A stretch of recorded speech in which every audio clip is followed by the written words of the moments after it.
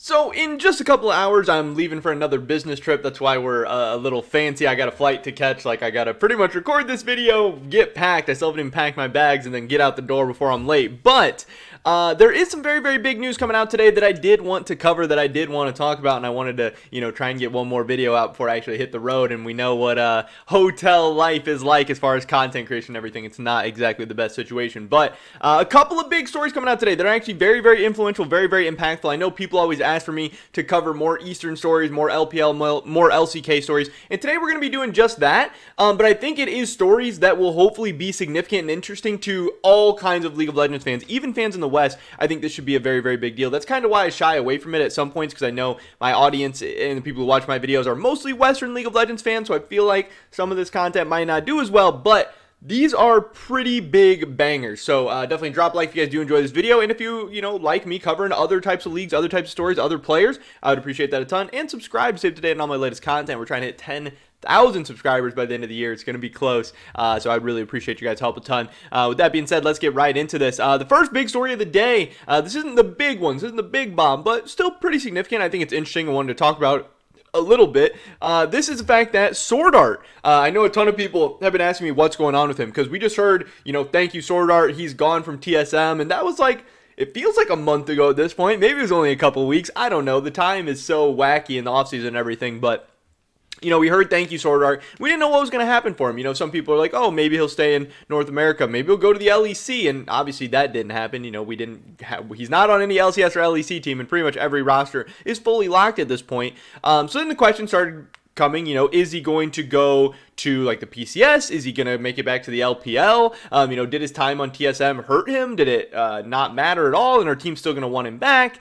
Overall with TSM, I don't think he was bad. I think he was actually really, really good. I think he was one of the better supports in the LCS, which maybe that's saying a lot, maybe that's not, but I do think it's hard to judge exactly where his level is, because I don't think TSM was that good of a team last year, and obviously I don't think Lost was that great of an AD carry, so it really hindered him in a lot of ways. But I still think Sword Art was really aggressive. I think he had games where he made plays. Now, yeah, he had bad games, he had bad moments as well. Even individually, mechanically, he had some bad moments with TSM, but over the course of the season, some stuff like that is going to happen. But obviously, we finally now know where he was going, and this isn't totally shocking because the Eastern offseason moves a lot slower. That's why there was this big break with no news. It wasn't probably because Sword Art was struggling to find a team or nobody wanted him or he's getting no offers. It's just because in the West, we try and, finish our stuff like the day that free agency starts, but in the East, they, I don't know, for whatever reason, stuff just takes longer. They wait longer. They're not in a hurry,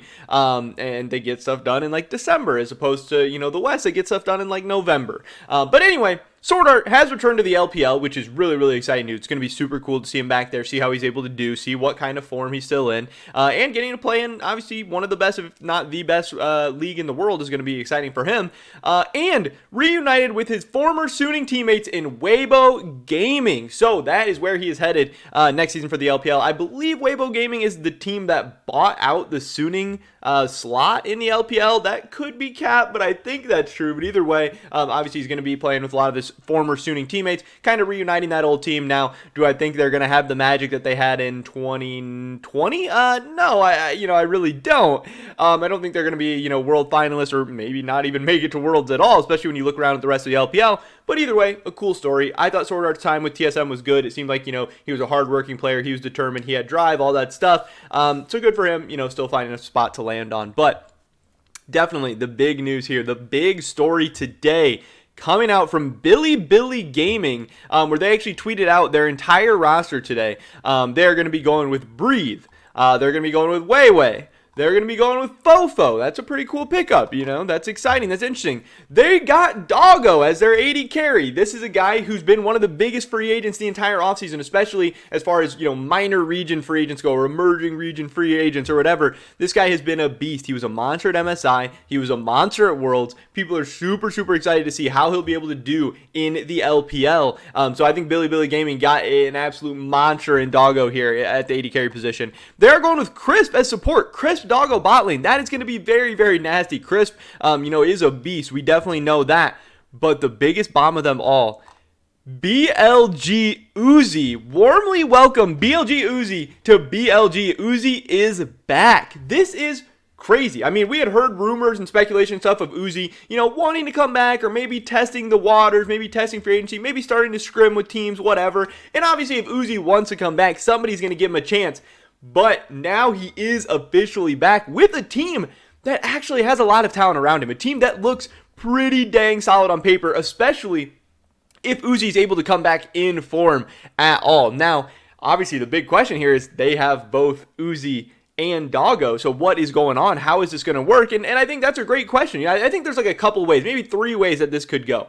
I think you could have Doggo, obviously, in case Uzi has like health issues or whatever, it's something he's been struggling with his whole career.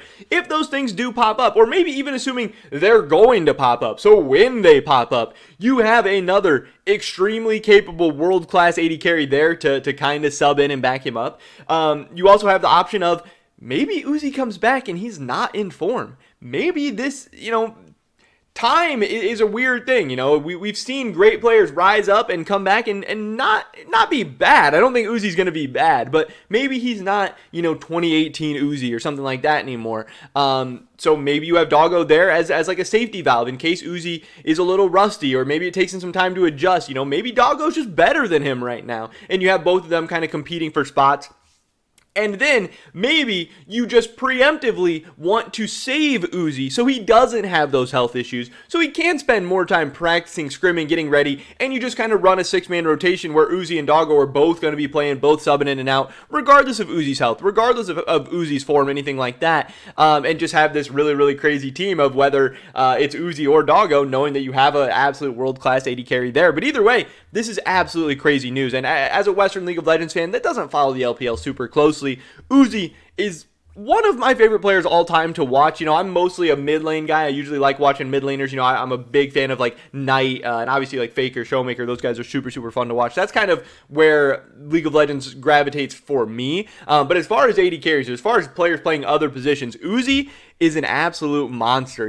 Maybe some newer fans of the game don't understand exactly what this guy is all about, but this guy, no matter how bad his team is, no matter how bad they're playing, whatever, this guy is an absolute monster in the late game. He is unkillable. He's pumping out so much damage. The game is never over if Uzi is on a scaling pick, if he's on a scaling AD carry, if he's on something that has some agency in the late game. This guy's going to be farming like 13, 14 CS per minute. He's going to be putting out like 2k damage per minute, and he's going to be a threat. You're going to want to know where Uzi is at all times. This guy's just an absolute monster. It is so fun to watch. Now, yes, people have been, maybe critical of him at times, saying that his team plays like too much around him. They put too many resources in the bot lane. They're giving him all the farm. They're giving him all the ganks. 5-man dive bot the whole time. But Uzi is that caliber of player. He is that level of player. He deserves, that. And he's had a lot of success in his career. Maybe he hasn't yet been able to capture like that world championship or, go out on top or anything like that. But individually, he has been a monster. He has really been as good as anyone else in the world. He's kind of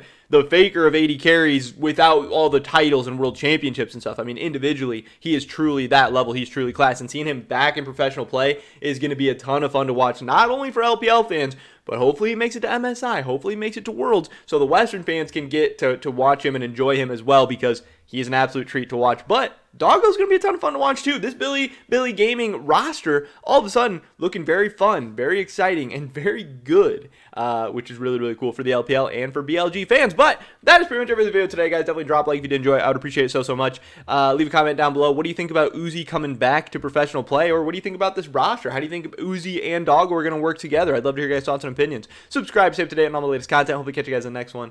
But until then.